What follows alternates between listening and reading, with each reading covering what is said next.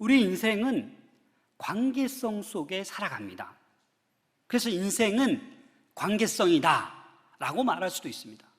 그래서 관계가 좋은 사람은 행복한 것이요, 관계가 별로 안 좋은 사람은 뭐예요? 불행한 사람이죠. 웃을 날이 없어요.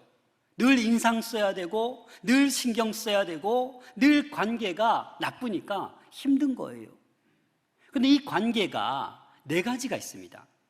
첫 번째는 하나님과의 관계, 두 번째는 사람, 이웃과의 관계, 세 번째는 나 자신과의 관계, 네 번째는 뭘까요? 이 자연과 우리와의 관계입니다. 다시 말해서 여러분, 지난 한 주 동안 평화하셨습니까? 라고 물었을 때 이 네 가지 모든 관계가 평안했고 좋았고 무탈했으면 화평했던 거예요. 그런데 이 중에 어느 하나 관계가 뭔가 깨어졌다라고 하면 여러분들은 화평의 삶을 살지 못했던 것입니다.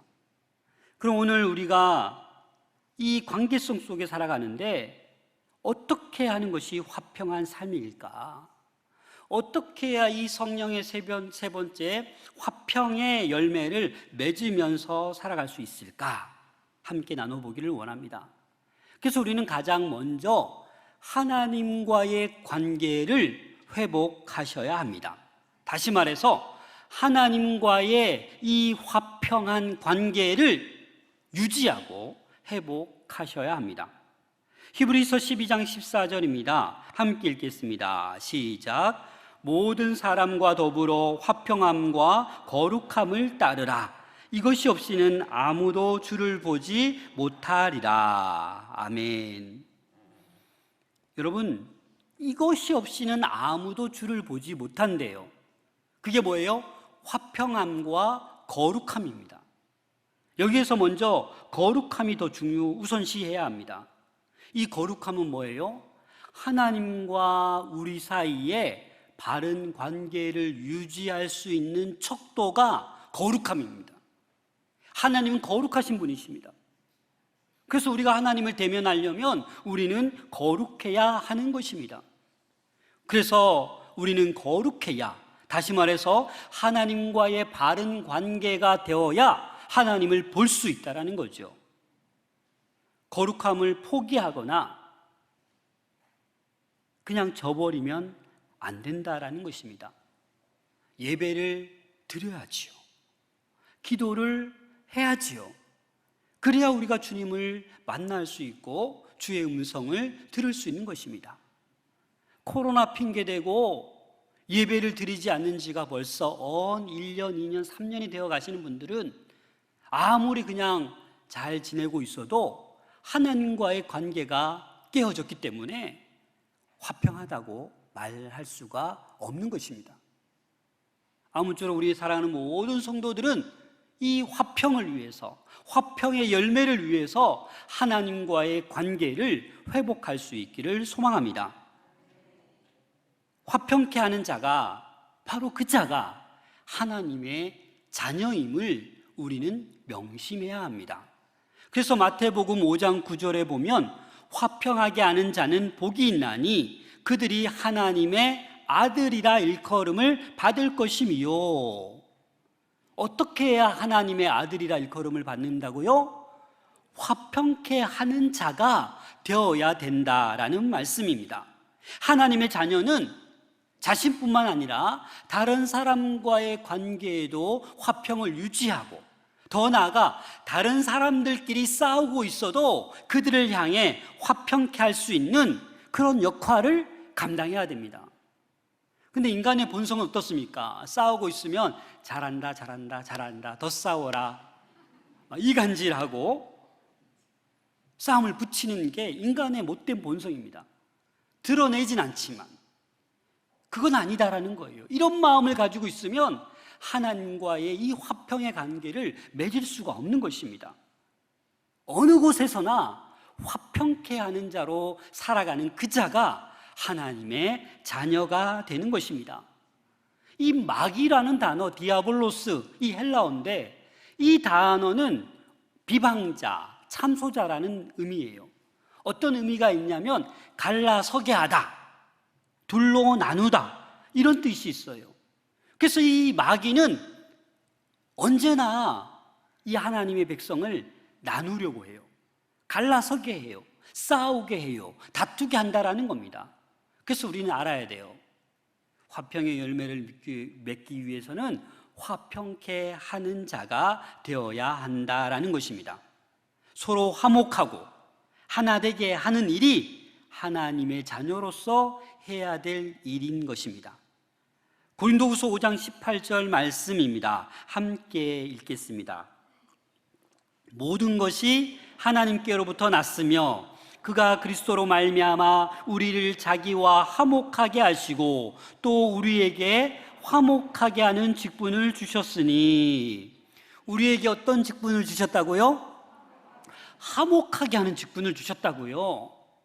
교회에 보면 직분이 많습니다. 집사, 권사, 장로, 전도사, 목사, 그렇죠? 여러 가지 그 기능에 따라서 여러 가지 직분이 있지만 그리스도인 모두에게 주신 직분이 있어요. 그게 뭐냐고요? 화목하게 하는 직분이라고요. 모든 성도는 이 화목하게 하는 직분, 이 직분을 우리는 감당해야 하는 것입니다. 그래서 하나님과 화평을 누리는 자는 사람과도 화평을 당연하게 누려야 되는 것입니다. 그래서 우리는 사람들 사이에서도 화평하게 하는 사람이 되어야 합니다.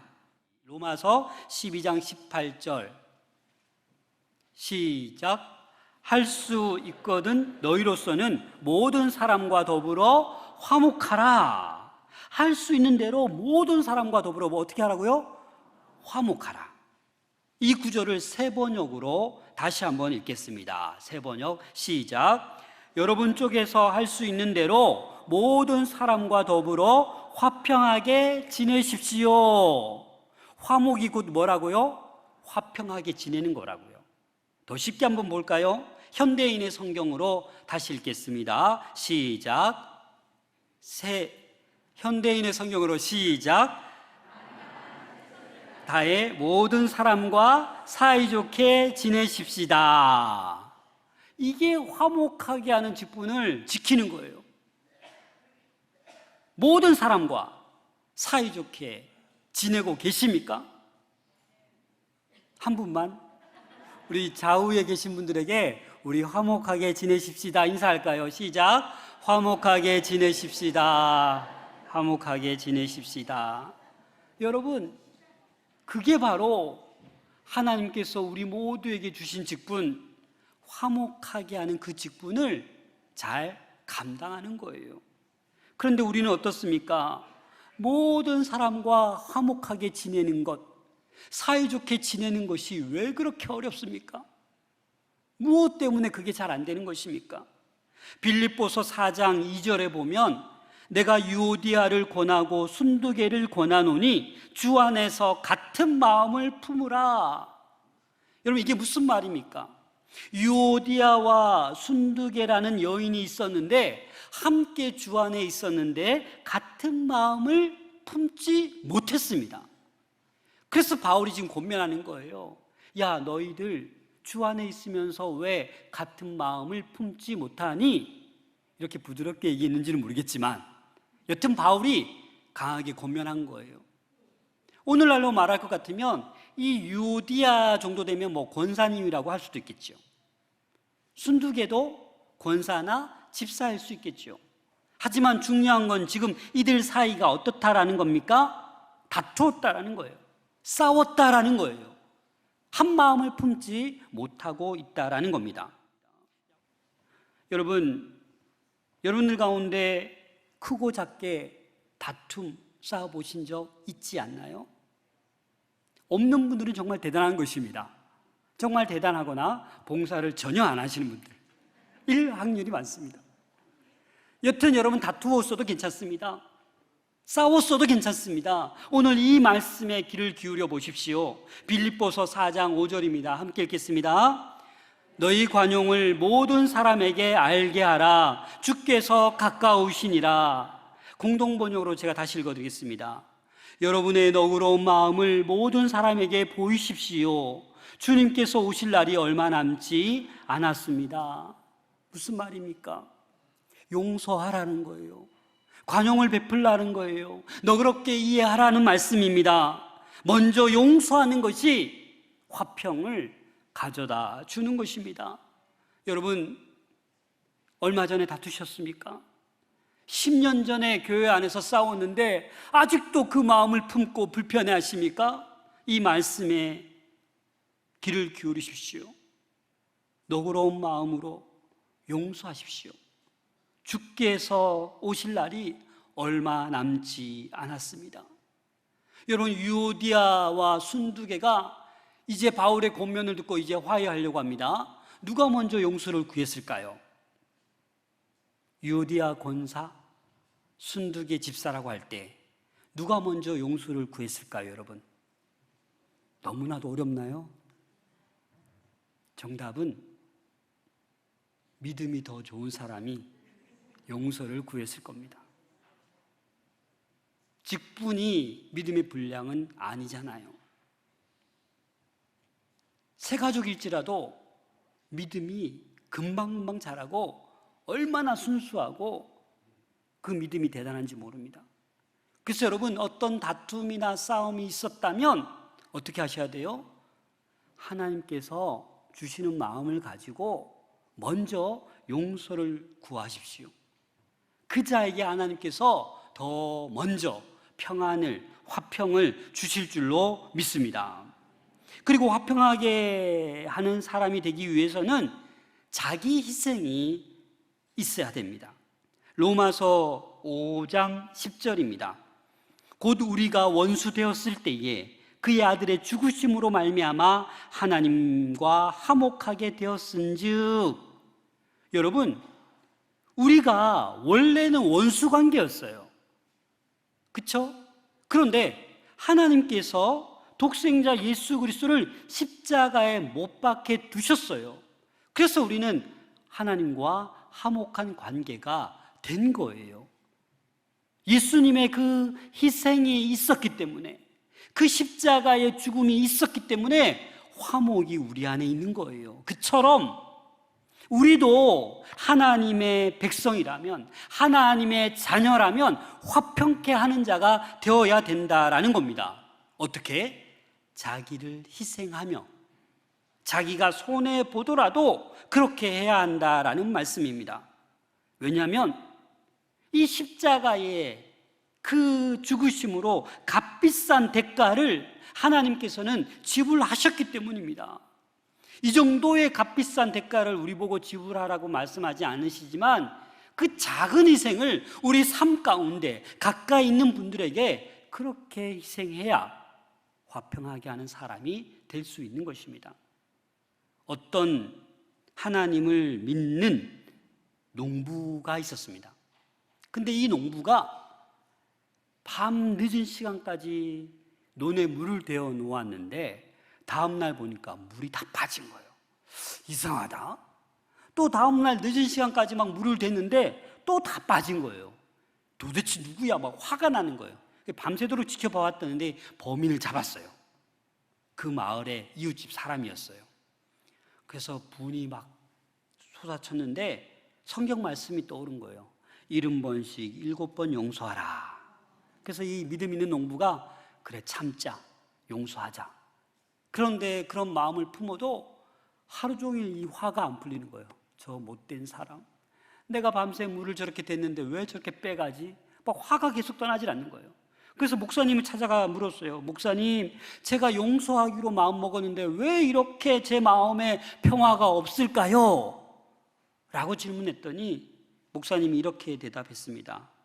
그 사람의 논에 물을 직접 대주기 전에는 평화가 오지 않습니다. 그래서 이 농부가 이 목사님의 말씀을 곰곰이 듣다가 그래, 에이 모르겠다 하고 이 더 늦은 시간까지 그 이웃집의 논에 물을 다 대줬어요. 그런데 놀라운 결과가 있습니다. 그 다음부터 이 농부의 마음이 평안해졌습니다. 여러분, 오히려 분내고 화내고 뭐라 해야 될 형편에 오히려 그를 위하여 더 수고해서 더 희생해서 그의 농까지 물을 대어줬더니 누가 평화스러워요? 내가 너무 평화스러운 거예요. 내가 너무 행복한 거예요. 내가 너무 기쁜 거예요. 이런 믿음 생활을 해갈 수 있기를 소망합니다. 또 우리가 화평하게 하는 사람이 되려면 말을 조심해야 됩니다. 우리는 말을 너무 쉽게 합니다. 야고보서 1장 19절부터 20절입니다. 함께 읽겠습니다. 시작. 내 사랑하는 형제들아, 너희가 알지니 사람마다 듣기는 속히 하고 말하기는 더디하며 성내기도 더디하라. 사람이 성내는 것이 하나님의 의를 이루지 못함이라. 그렇습니다, 여러분. 말하기는 더디해야 됩니다. 그리고 성내기도 더디해야 됩니다. 그런데 우리는 너무나도 말을 많이 하려고 합니다. 남의 말할 때는 인상이 굳어지고 내가 말할 기회가 오면 아싸 신났다 하고 자기 말만 합니다. 왜 그럴까요, 우리는? 그래서 이간질하게 되고 싸움을 붙이게 되고 자기 말만 좋아하고 성내기를 잘하고 이렇게 해서는 이 화평하게 하는 사람이 될 수 없는 거예요. 우리 안에 참된 평화가 임할 수 없는 거예요. 사랑하는 여러분, 할 수 있거든 너희로서는 모든 사람과 더불어 화목하라. 사실 쉬운 게 아닙니다. 원수를 사랑하라, 이 말처럼 쉽지 않은 거예요. 어떻게 내가 모든 사람을 다 화목하게 대할 수 있겠습니까? 하지만 나는 할 수 없지만 성령이 임하시면 할 수 있습니다. 그래서 이 화평의 열매가 성령의 열매인 것입니다. 성령 충만으로만 가능한 열매이기 때문에 성령의 열매인 것입니다. 성령께 간구하면 이 은사를 주실 줄로 믿습니다. 화평을 이룰 수밖에 없는 것입니다. 우리 사랑하는 모든 성도들, 이 화평의 열매를 맺어가는 모두가 될 수 있기를 부탁드립니다. 지금 밖에는 이 덥지만 모든 과실이 아주 햇볕을 받아가며 잘 자라고 있지 않나요? 복숭아, 사과, 수박 얼마나 잘 열매 맺어가고 있나요? 이 결실 맺어져가는 이때에 우리도 성령의 열매를 하나하나 충실하게 맺어져 갈 수 있기를 소망합니다. 또 하나는 자기 자신과의 화평이 있어야 됩니다. 의외로 자기 자신과 화평하지 못한 사람이 있어요.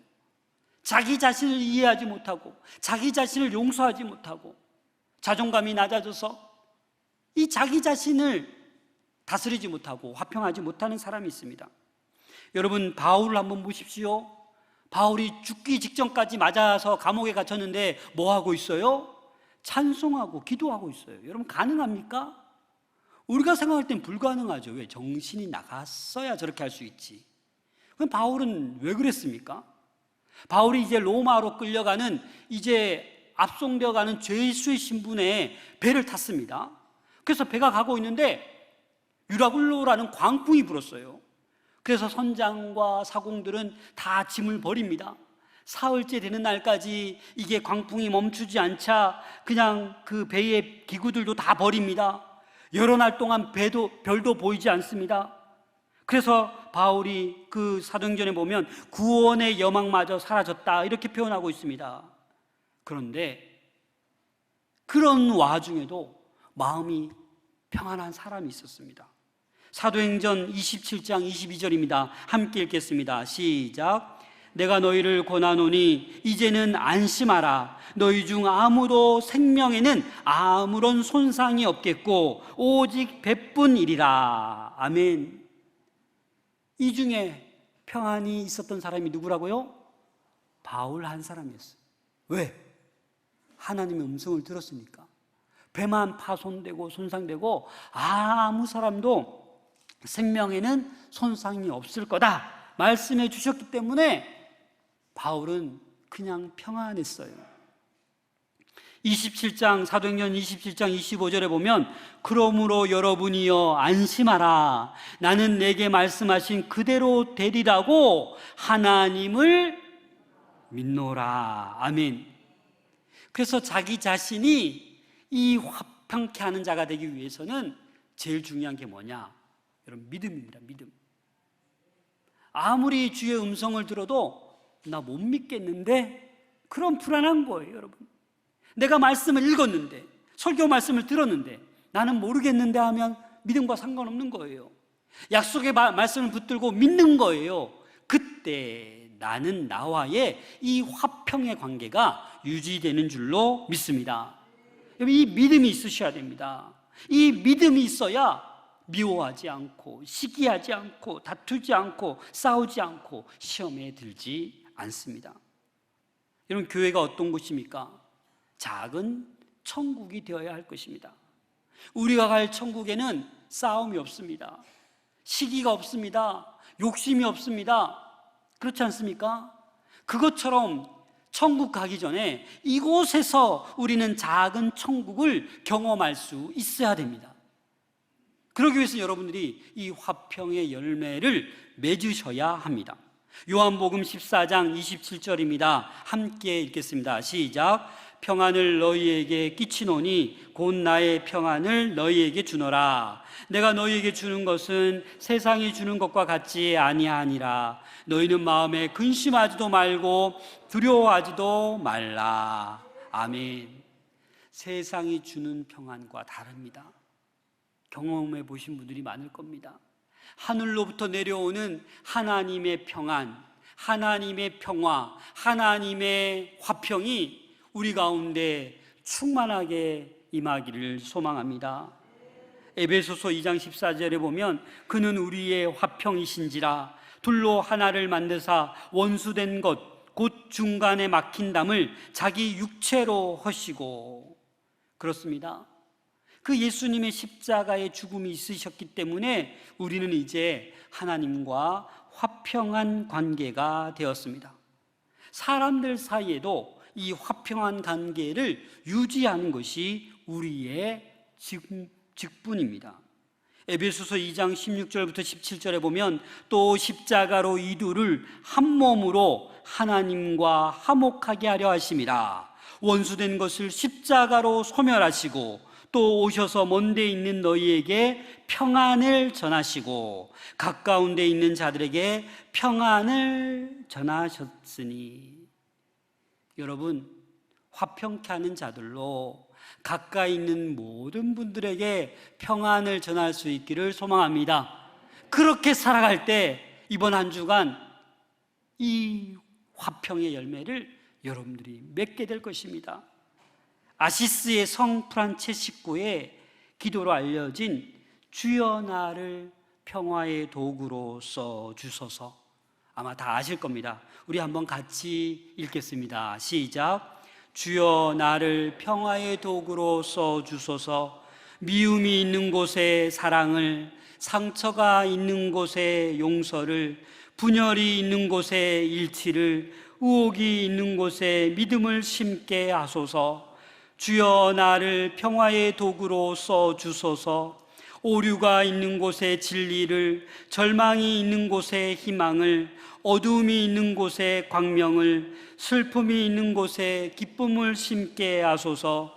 위로받기보다는 위로하며, 이해받기보다는 이해하며, 사랑받기보다는 사랑하며 주님을 온전히 믿음으로 영생을 얻기 때문이니 주여 나를 평화의 도구로 써주소서. 아멘. 여러분, 주님 손에 들림 받으시길 바랍니다. 그래야 평화의 도구로 쓰여질 수 있습니다.